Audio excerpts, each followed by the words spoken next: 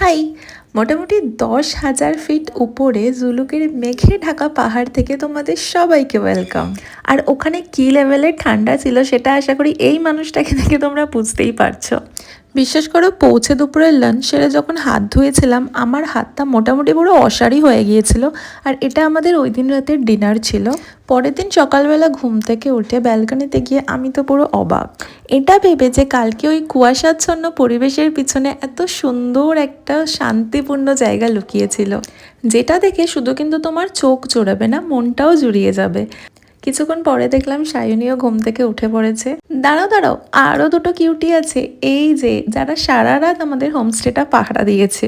ঘুম থেকে উঠে ফ্রেশ হয়ে রেডি হয়ে ব্রেকফাস্ট করে আমরা বেরিয়ে যাচ্ছিলাম আমাদের পরের ডেস্টিনেশনের জন্য, যেখানে কিনা এর থেকেও বেশি ঠান্ডা হতে চলেছিল। তাই আমি খুঁজে খুঁজে আমার সব থেকে মোটা সোয়েটারটা পরে নিয়েছিলাম।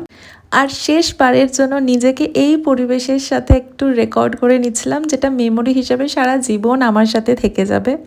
এরপরে আমরা কোথায় গেলাম সেটার ভিডিও খুব তাড়াতাড়ি আসছে।